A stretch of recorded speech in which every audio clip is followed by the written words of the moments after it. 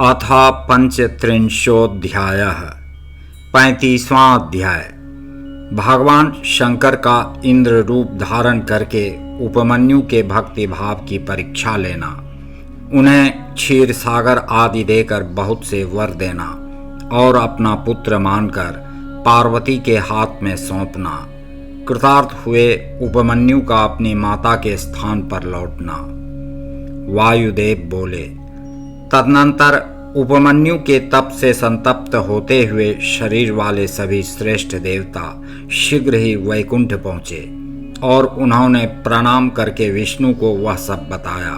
तब उनकी बात सुनकर वे भगवान पुरुषोत्तम यह क्या है ऐसा सोचकर और उसका कारण जानकर महेश्वर के दर्शन की इच्छा से शीघ्र ही मंदर पर्वत पर गए तथा वहां शिवजी को देखकर उन्हें प्रणाम करके हाथ जोड़कर इस प्रकार कहने लगे।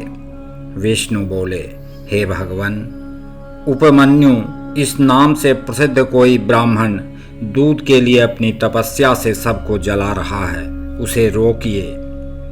वायुदेव बोले। विष्णु का यह वचन सुनकर भगवान महेश्वर ने कहा, मैं उस बालक को रोकूंगा, आप अपने लोक को जाइए। शिवजी का यह वचन सुनकर देवताओं के प्रिय वे विष्णु उन सभी देवताओं को आश्वासन देकर अपने लोक को चले गए।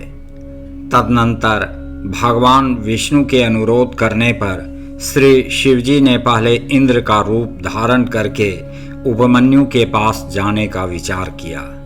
फिर श्वेत ऐरावत पर आरूढ़ हो स्वयं देवराज इंद्र का शरीर ग्रहण करके भगवान सदाशिव, देवता, असुर, सिद्ध तथा बड़े बड़े नागों के साथ उपमन्यु मुनि के तपोवन की ओर चले। उस समय वह ऐरावत दाईं सूंड में चंवर लेकर शची सहित दिव्य रूप वाले देवराज इंद्र को हवा कर रहा था और बाईं सूंड में श्वेत छत्र लेकर उन पर लगाए चल रहा था। इंद्र का रूप धारण किए उमा सहित भगवान सदाशिव उस श्वेत छत्र से उसी तरह सुशोभित हो रहे थे जैसे उदित हुए पूर्ण चंद्रमंडल से मंदराचल शोभायमान होता है। इस तरह इंद्र के स्वरूप का आश्रय ले परमेश्वर शिव उपमन्यु के उस आश्रम पर अपने उस भक्त पर अनुग्रह करने के लिए जा पहुँचे। इंद्र रूपधारी परमेश्वर शिव को आया देख मुनियों में श्रेष्ठ उपमन्यु मुनि ने मस्तक झुकाकर प्रणाम किया और इस प्रकार कहा। उपमन्यु बोले, देवेश्वर, जगन्नाथ, भगवान, देव शिरोमणे, आप स्वयं यहाँ पधारे, इससे मेरा यह आश्रम पवित्र हो गया। वायुदेव बोले, ऐसा कहकर हाथ जोड़े हुए खड़े उन द्विज की ओर देखकर इंद्र रूपधारी शिवजी गंभीर वाणी में कहने लगे। इंद्र रूपधारी शिव बोले, उत्तम व्रत का पालन करने वाले धौम्य के बड़े भैया महामुने उपमन्यु, मैं तुम्हारी इस तपस्या से बहुत संतुष्ट हूँ। तुम वर मांगो, मैं तुम्हें संपूर्ण अभिष्ट वस्तुएं प्रदान करूंगा।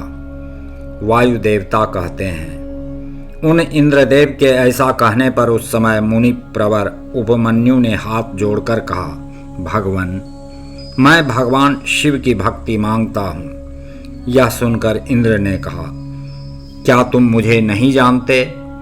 मैं समस्त देवताओं का पालक और तीनों लोकों का अधिपति इंद्र हूँ। सब देवता मुझे नमस्कार करते हैं। ब्रह्मर्षे, मेरे भक्त हो जाओ, सदा मेरी ही पूजा करो, तुम्हारा कल्याण हो। मैं तुम्हें सब कुछ दूंगा। निर्गुण रुद्र को त्याग दो। उस निर्गुण रुद्र से तुम्हारा कौन सा कार्य सिद्ध होगा जो देवताओं की पंक्ति से बाहर होकर पिशाच भाव को प्राप्त हो गया है। वायु देवता कहते हैं, यह सुनकर पंचाक्षर मंत्र का जप करते हुए वे मुनि उपमन्यु इंद्र को अपने धर्म में विघ्न डालने के लिए आया हुआ जानकर बोले।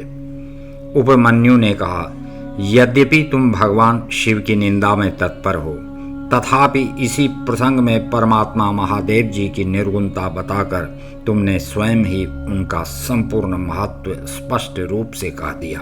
तुम नहीं जानते कि भगवान रुद्र संपूर्ण देवेश्वरों के भी ईश्वर हैं, ब्रह्मा, विष्णु और महेश के भी जनक हैं तथा प्रकृति से परे हैं। ब्रह्मवादी लोग उन्हीं को सत, असत, व्यक्त, अव्यक्त, नित्य, एक और अनेक कहते हैं। अतः मैं उन्हीं से वर मांगूंगा जो युक्तिवाद से परे तथा सांख्य और योग के सारभूत अर्थ का ज्ञान प्रदान करने वाले हैं। तत्वज्ञानी पुरुष उत्कृष्ट जानकर जिनकी उपासना करते हैं, उन भगवान शिव से ही मैं वर मांगूंगा। समस्त कारणों के भी कारण ब्रह्मा, विष्णु आदि देवताओं की सृष्टि करने वाले, गुणों से परे तथा सर्वव्यापी शंभु से बढ़कर कोई तत्व नहीं है। अधिक कहने से क्या प्रयोजन। आज मैं सोचता हूँ कि मैंने पूर्व जन्म में महान पाप किया था, जो कि शिव की निंदा सुनी है। जो शिव की निंदा सुनते ही उसी क्षण ब्राह्मण उपमन्यु जब इस प्रकार स्थित हुए, तब भग देवता के नेत्र का नाश करने वाले भगवान शिव ने योगी उपमन्यु की उस धारणा को अपनी सौम्य दृष्टि से रोक दिया। उनके छोड़े हुए उस अघोरास्त्र को नंदीश्वर शिवजी की आज्ञा से शिव वल्लभ नंदी ने बीच में ही पकड़ लिया। तत्पश्चात परमेश्वर भगवान शिव ने अपने बालेंदु शेखर रूप को धारण कर लिया और ब्राह्मण उपमन्यु को उसे दिखाया। इतना ही नहीं, उस प्रभु ने उस मुनि को सहस्रों क्षीर सागर, सुधा सागर, दधि आदि के सागर, घृत के समुद्र, फल संबंधी रस के समुद्र तथा भक्ष्य भोज्य पदार्थों के समुद्र का दर्शन कराया और पुओं का पहाड़ खड़ा करके दिखा दिया। इसी तरह देवी पार्वती के साथ महादेव जी वहां वृषभ पर आरूढ़ दिखाई दिए। वे अपने गणाध्यक्षों तथा त्रिशूल आदि दिव्यास्त्रों से घिरे हुए थे। देवलोक में दुंदुभियां बजने लगीं, आकाश से फूलों की वर्षा होने लगी तथा विष्णु, ब्रह्मा और इंद्र आदि देवताओं से दसों दिशाएं आच्छादित हो गईं। उस समय उपमन्यु आनंद सागर की लहरों से घिरे हुए थे। वे भक्ति विनम्र चित्त से पृथ्वी पर दंड की भांति पड़ गए। इसी समय वहां मुस्कुराते हुए भगवान शिव ने यहाँ आओ, यहाँ आओ कहकर उन्हें बुलाया और उनका मस्तक सूंघकर अनेक वर दिए।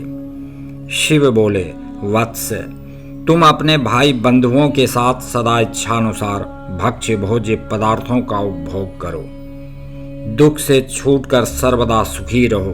तुम्हारे हृदय में मेरे प्रति भक्ति सदा बनी रहे। महाभाग उपमन्यु, ये पार्वती देवी तुम्हारी माता हैं। आज मैंने तुम्हें अपना पुत्र बना लिया और तुम्हारे लिए क्षीर सागर प्रदान किया।